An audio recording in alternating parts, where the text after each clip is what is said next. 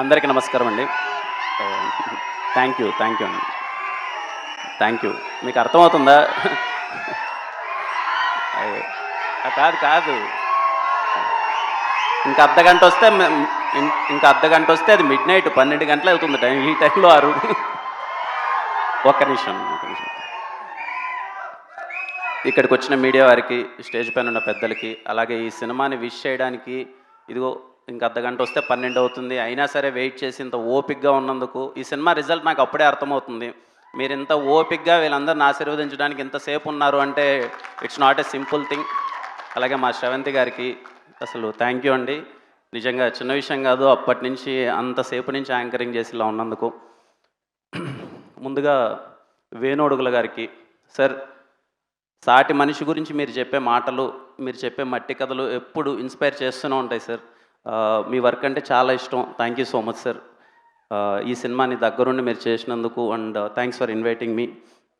అలాగే సురేష్ బొబ్బిలి గారు, సార్ పాట గురించి అందరూ ఈరోజు మాట్లాడుతున్నారు కానీ నాకు బాగా దగ్గరగా ఉన్న ఒక క్లోజ్ వ్యక్తి చెప్పిన మాట, ఈ సినిమా బయటకు వచ్చిన తర్వాత ఈయన బ్యాక్గ్రౌండ్ స్కోర్ వినిపిస్తూనే ఉంటుంది.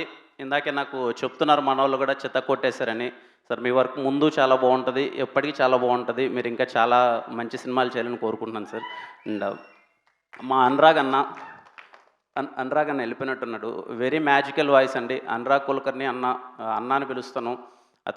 అతని పాట ఎప్పుడు చాలా స్వీట్గా ఉంటుంది. అలాగే సురేందర్ గారికి సార్ మీరు రాసిన లిరిక్స్ ఇక్కడ దగ్గరుండి వినడం చాలా సంతోషంగా అనిపించింది. అలాగే చైతు అన్న అంటే నాకు ముందు చూసినప్పుడు కొంచెం ట్రైలర్ చూసినప్పుడు ఏంటి చాలా ఇంట్రెస్టింగ్గా ఉంది అది ఇది అనుకున్నాను. తర్వాత క్యారెక్టర్ గురించి చెప్పారు. మళ్ళీ చెప్తున్నానండి, ఈ సినిమా అయిపోయిన తర్వాత చైతు అన్న గురించి చాలా అంటే చాలా గట్టిగా మాట్లాడుకుంటారు. మీరు నన్ను నమ్మండి, ఇది రిలీజ్ అయిన తర్వాత మీరు ఏంట్రా ఇంత మంచి పర్ఫార్మరా, ఇంత బాగా చేశాడేంటి, ఇలా చేయొచ్చా అనేలా చేశాడంటే అన్న I'm waiting to see your performance అన్న. థ్యాంక్ యూ అన్న.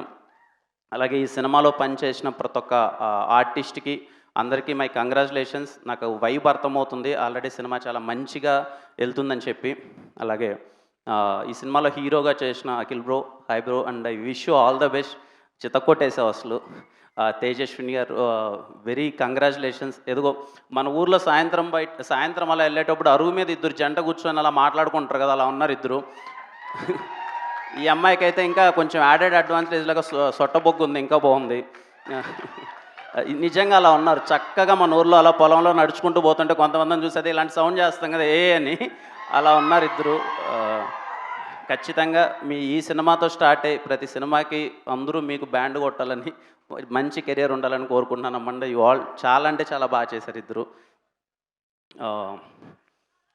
అన్న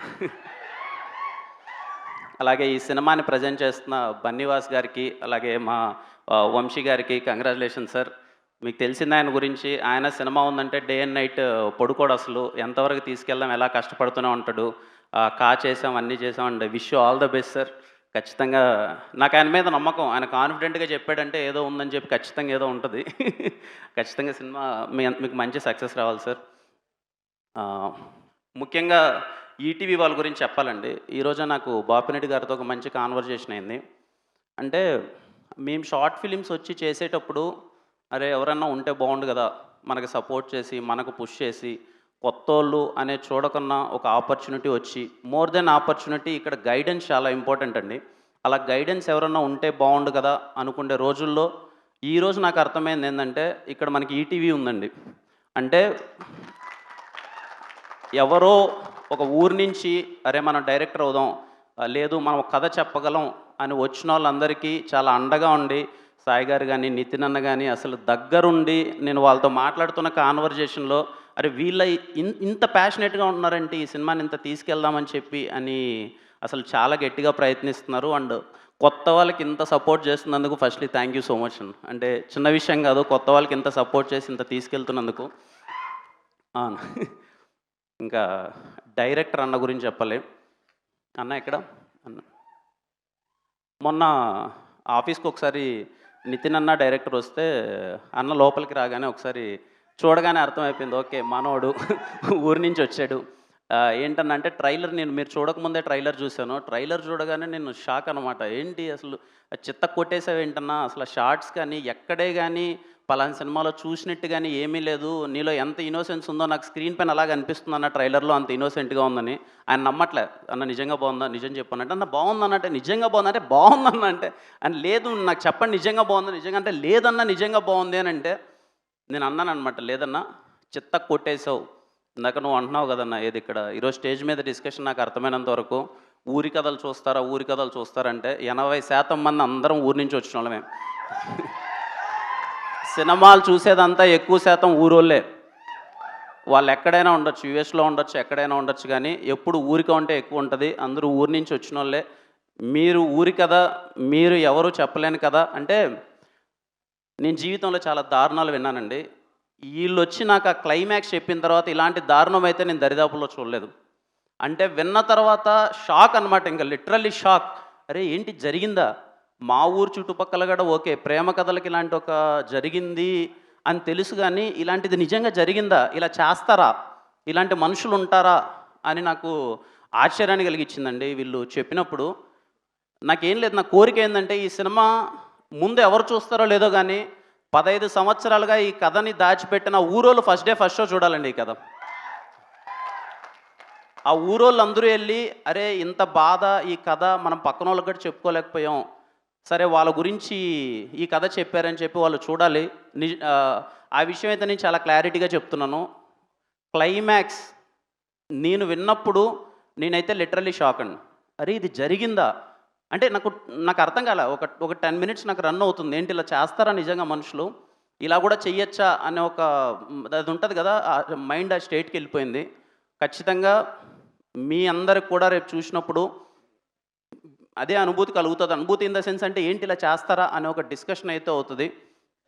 ఇంక ఈ సినిమా ఇందాక వీళ్ళు చెప్పినట్టు 99 రూపీస్‌కి మీరందరూ చూడాలని చెప్పి ఇంకా మీకు అందుబాటు రేట్‌లో చాలా దగ్గరగా తీసుకొస్తున్నారు. మీరందరూ సినిమా చూసి ఈ టీమ్‌ని అందరిని ఆశీర్వదించాలని కోరుకుంటున్నాను. అండ్ మళ్ళీ మళ్ళీ ఇంత టైం అయినా సరే ఇంత ఓపికగా ఉన్న ప్రతి ఒక్కరికి థ్యాంక్ యూ వీళ్ళని విష్ చేసినందుకు. అలాగే మా పీఆర్ఓ సురేష్ అన్న, శ్రీనివాస్ అన్న, జీఎస్కే మీడియా చాలా సక్సెస్‌ఫుల్ కొడుతున్నారు కంటిన్యూస్‌గా. కంగ్రాచ్యులేషన్స్ అన్న. మేడం అందరికీ టీమ్ అందరికీ కంగ్రాచ్యులేషన్స్. ఇంకెవరు?